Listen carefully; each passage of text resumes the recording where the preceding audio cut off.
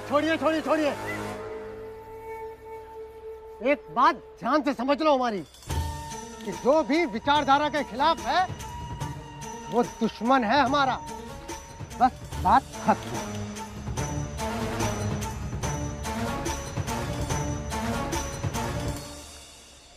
दयाल, हम उन्हें विद्रोही या विपक्ष के लोग कह सकते हैं, दुश्मन नहीं कह सकते।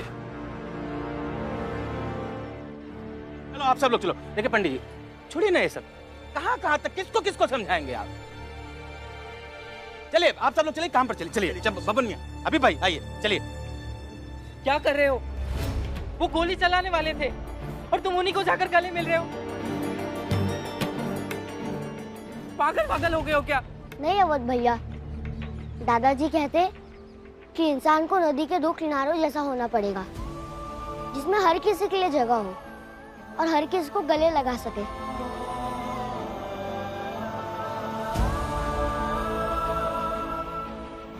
दुश्मन को भी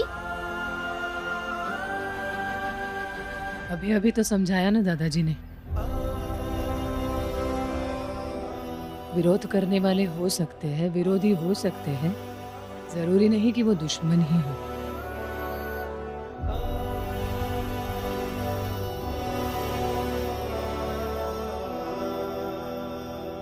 सब लोग शांत हो जाओ। कृष्णा, चलो चलो सब लोग खाना खाएं। मैं सबको खाना खिला देती हूँ, चलो।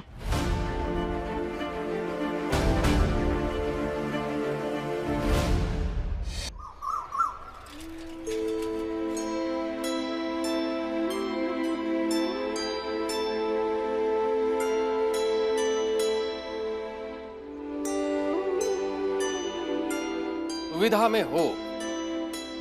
बैठो बैठो। दुविधा में हो, दुविधा से निकलो अब बेटा। ये धोती पहनना हमारी संस्कृति है, लेकिन ये स्कूल की यूनिफॉर्म, पैंट शर्ट समय की मांग है।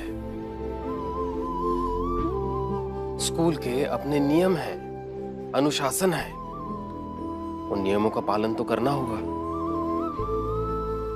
देखो, संस्कृति और समय की मांग, इनके बीच में संतुलन कर पाना विकास और समृद्धि का रास्ता बनाता है।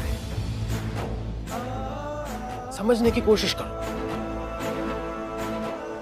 ये वही संतुलन है जो बटेश्वर में तुमने रस्सी पर चलने वाले नट से सीखा था। तुम्हें कैसे कर लेती हो? क्या यही रस्सी पर चलना? संतुलन से।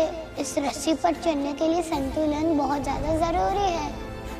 देखो बेटा, संस्कृति की रक्षा करनी है तुम्हें? जी। करो, लेकिन अच्छे से पढ़ लिख कर बड़े आदमी बनो, बहुत बड़े, और फिर करो। उसके बाद लोग तुम पर ध्यान देंगे, तुम्हारी बातें ज्यादा समझेंगे और मानेंगे भी। बाबूजी तो बिल्कुल सही कह रहे। और वैसे भी अटल, स्कूल के बाहर जब भी मन करे तो धोती पहन ही सकते हो, क्यों? हाँ बिल्कुल। तो फिर जबरदस्ती की रार क्यों करना? अब दोनों सही कह रहे, रार नहीं ठानूंगा।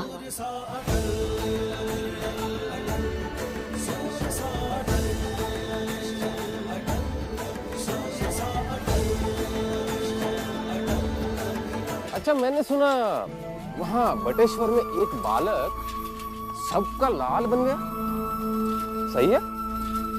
बाबूजी, मैंने तो बस सबके घड़े से पानी लिया था और पता नहीं वो लोग इतनी सी बात पर मुझे बटेश्वर का लाल कहने लगे। बेटा, लेकिन इसका घमंड मत करना कभी। घमंड सर पे चढ़ता है तो आदमी छोटा हो जाता है। कोई प्रशंसा करे तो प्रेरणा समझ कर लेना है उसे, बस। जी बाबूजी। इनकलाब जिंदाबाद, इनकलाब जिंदाबाद, इनकलाब जिंदाबाद, इनकलाब जिंदाबाद, इनकलाब इनकलाब इनकलाब इनकलाब इनकलाब इनकलाब इनकलाब इनकलाब। बाबूजी चलिए विद्यालय। उनका तरीका गलत नहीं है, उनके देशभक्ति गलत नहीं है, और मेरा विद्यालय जाना भी गलत नहीं है। यही तो संतुलन है। चलिए।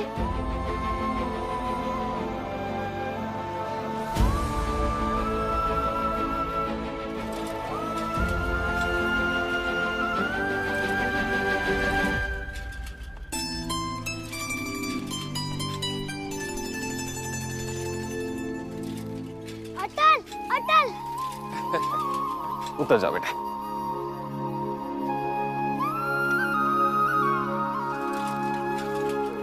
मुझे बहुत अच्छा लगा अटल कि तुम वापस आ गए और हमारे साथ पढ़ोगे। तुम्हारा बहुत बहुत धन्यवाद दोस्त। तुमने जो चिट्ठी भेजी थी उस वजह से हम बटेश्वर से सही समय पर लौट पाए और कुछ गलत होने से रोक पाए। मेरी तरफ से भी धन्यवाद बेटा। उस दिन तुम दौड़ कर आए और मुझे बताया, इसलिए हम बड़ी मुसीबत से बच पाए। अरे प्रेम, सदा, ये भी आ गए, देखो, आ जाओ। और हाँ अटल, मैं तो तुझे बताना भूल ही गया, बटेश्वर का पता मैंने ही दिया था इसे। सबके लिए धन्यवाद बेटा। सर, दोस्त हूँ मैं अटल का। इसने एक बार मेरे लिए लड़ाई की थी और मैंने तो बस बदले में इसकी मदद की है। बहुत अच्छे हो तुम बेटा। चलो, कक्षा का समय हो रहा है। अटल, तुम अपनी अंग्रेजी माध्यम की कक्षा में जाओ और मैं अपनी हिंदी माध्यम की कक्षा में जाता हूँ। जी बाबूजी। तुम लोग भी जाओ। स्टॉप।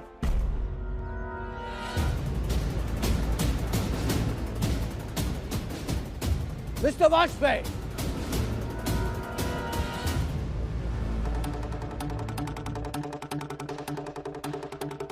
सर, जांच पूरी हो गई है। अटल निर्दोष साबित हो चुका है और राज दरबार से पत्र भी आया है। हाँ हाँ, मैंने पढ़ा ये लेटर। लेकिन इस स्कूल का भी कुछ रूल्स होता है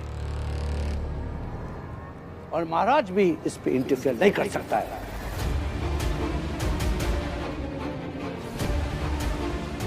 मैं कुछ समझा नहीं सर। दयाल। Yes sir.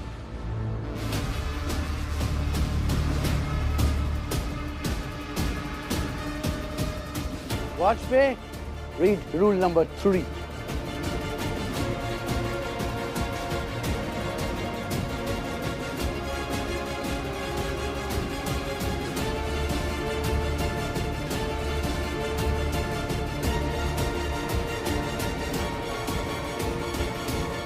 मैं जानता हूं कि आप पढ़ के सुना नहीं पाएंगे। इस एक रूल से तुम्हारा सपना पूरा खत्म हो जाएगा। फिनिश। और मैं बताता हूं कि ये रूल क्या है। आज से अटल इंग्लिश मीडियम में नहीं पढ़ेगा।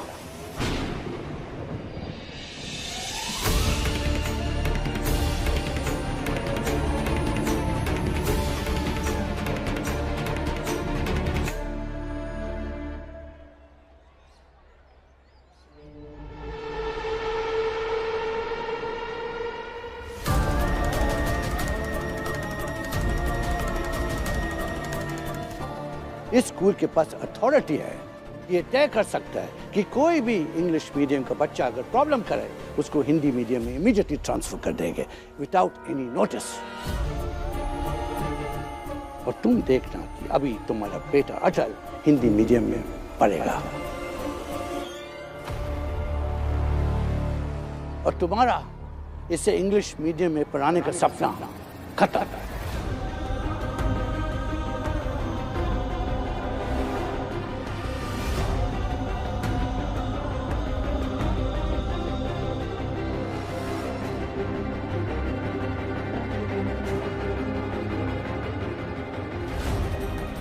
सर ऐसा मत कीजिए। और अगर आपके पास कोई दिक्कत है तो ले जाइए उसको घर। Take him home.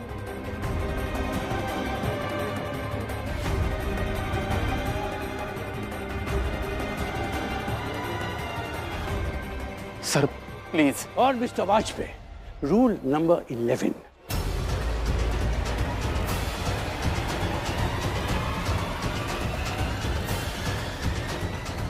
इसमें लिखा है कि कोई भी टीचर अगर प्रिंसिपल के साथ बदतमीज करे या प्रिंसिपल की बात नहीं माने तो उसको स्कूल से निकाला जाएगा।